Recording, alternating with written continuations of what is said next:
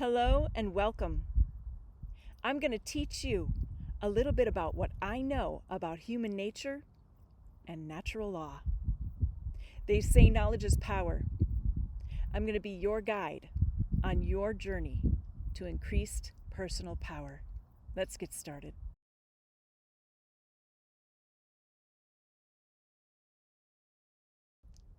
Today I'm going to cover some examples of classical conditioning. I think case studies really help when you're trying to get to learn how to use theory. So when I was teaching college, I would use myself examples of my life as case studies for most of the chapters. And interestingly enough, most people can become a sort of case study for a lot of psychological materials and theories. So what I want you to do is I want you to think about your own situations and your own experiences and see if you can relate to how you were classically conditioned. And for those of you who need some more training on classical conditioning, I do have videos that are for sale at the ready. My first video in my HTITM series, which is the Hollytown Integrated Theory Model, Basic 4, which you can find on my website at hollytownpsych.com, is only 14 minutes long. So that is video number 3, I believe. You can take a look, or package number 3 for sale. And it's very inexpensive. And in 14 minutes of video, I have had people test to see that have never encountered any information on classical conditioning before, and they were able to go ahead and actually evaluate some of their patterns after watching that 14-minute video one time. So it is very effective. With that said, I'm going to go through some of these examples, and I want you to see how you do as I'm going through the examples. Start off with an easy one. As a college instructor, I got to do a lot of professional development training, and I love that stuff because I'm a super nerd.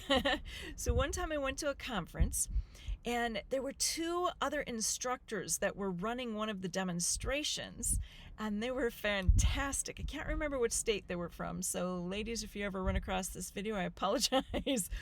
But the way that they trained our group in terms of how they show their students what classical conditioning is all about was just fantastic. They passed out candy, and it was the dipping sticks candy. So it's very sour. You put the little stick into the candy and you lick it. And in fact, I'm having salivation happen in my mouth just thinking about it.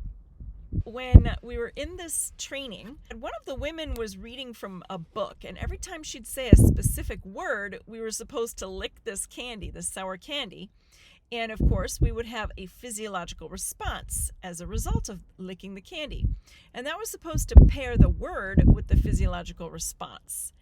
And at the end of the little, I don't even remember if it was minute or 2 training or 3-minute training, whatever it was, they had a show of hands to see if they just said the word and we didn't lick the candy, how many of us had the salivation response.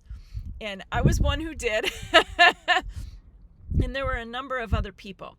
And it's funny because even thinking back, I am salivating, like really salivating right now. When you look at classical conditioning with Pavlov, you have that trained reflex, and salivation is one of our reflexes that can be trained. In the Hollytown Integrated Theory Model, what you'll notice is that I separate out classical conditioning into 2 subgroups. So Pavlov's theory and Watson's theory are not even, I don't know if I should say not even close, because that's not entirely true, but they're definitely not one and the same. Not all emotions are reflexive. And in fact, you have to wonder exactly how an emotion becomes reflexive if you really want to get into the details of the HTITM.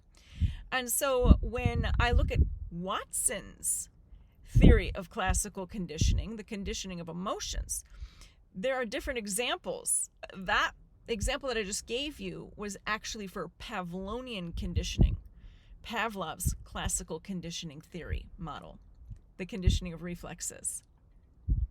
Let's get into an example of Watson's. I was working with college students for a number of years, and at one point I was approved to go ahead and do workshops to kind of further my theory with the students after class. They were not mandatory, but a lot of my students chose to come. And if you can imagine this, it was like after a 3-hour class. So I had class from like 6:30 to 9:35 at night. And students would stay after a 3-hour lecture class. Sometimes I would have up to half of the class that would stay. Now, it was a small class, but still up to half of the class is pretty crazy.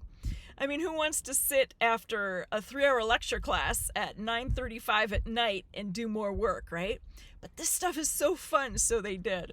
And this one particular group that I worked with was amazing and helped me forward my theory by asking me all kinds of questions and challenging me. So I love that. But one of the students that I met and worked with after this initial group that I worked with, he had a very unique situation. And it was interesting because my theoretical model was already expanding to the point where I was able to help him integrate theories even more effectively. But when we covered classical conditioning and we took a look at his background, what he helped himself see was the actual training of his sexual attraction to men. He was homosexual, and he was abused severely, unfortunately, as a child, and very, very young. And what he uncovered was actually that at some point he said the act of the physical abuse, he was raped anally, and the act of that physical abuse at some point, the sex act, actually started to feel good to him. And that angered him. So it's not like he enjoyed the abuse. So there were feelings that were kind of developing in the process of this. But in terms of Pavlovian conditioning, in terms of that, he was becoming attracted to males sexually. And in terms of Watson's theory, it was making him angry that this was happening to him. And he also started to feel, notice the term feel, so that would be classical conditioning according to Watson. He was starting to feel more like he was actually a female. And he started to hang out with his female aunts and whatnot and have conversations with them because he felt like he was more one of the girls because of the physical attacks that were happening on him regularly. So think about that. My God, classical conditioning does actually, I would say, more graduate into the development of feelings that become associated with particular stimulus in the environment. So when you see that happening, you're like, my God, I feel this way. This is just who I am. But your biology was literally trained to make you feel that way. So is that biological? The interesting thing about the Hollytown learning theory, which the HTITM is a more basic model of the Hollytown learning theory. The interesting thing about the Hollytown learning theory, the HTLT, is that I have solved the nature versus nurture argument that's been going on since the beginning of science. I solved that in 2020 during what I call the plandemic, not pandemic. And I did so in my living room, sitting there by myself. All alone, I was like looking up at my ceiling, just going, oh my God, there's the answer. And I've had a number of my students also do that. They'll just sit up and look once you get to a point where you've discovered something amazing using this model. But when I did that, I thought, oh my God, the answer is set in classical conditioning. It's set in classical conditioning. But in order to understand it, you need to be able to process using the Hollytown learning theory that our experiences and the way that our body is set up are linked. And I call the way that these things link chain linking.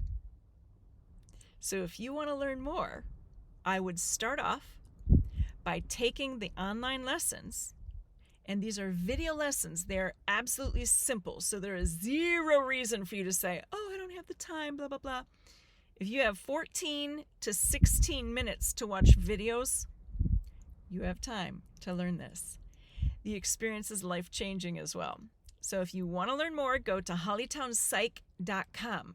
But in the meantime, I want you to look at either examples in your environment, and I want you to break them down using the Hollytown Integrated Theory Model, separating out Pavlovian conditioning and Watson's version of classical conditioning, and not forgetting that special key component in between that has to happen. And of course, that is in more detail in the Hollytown Learning Theory. So if you want more information as well beyond just the videos, I also have a workbook number 1 for sale on Amazon that will help you understand in greater detail classical conditioning through the Hollytown Integrated Theory Model, which is the basic version of the Hollytown Learning Theory. I hope you enjoyed this video. I hope it is making you think. I know that when we challenge ourselves, the world just becomes this really interesting place to be. So I'm going to post some more videos and I hope you'll watch. Please subscribe and like this video if you got something out of it, and feel free to share.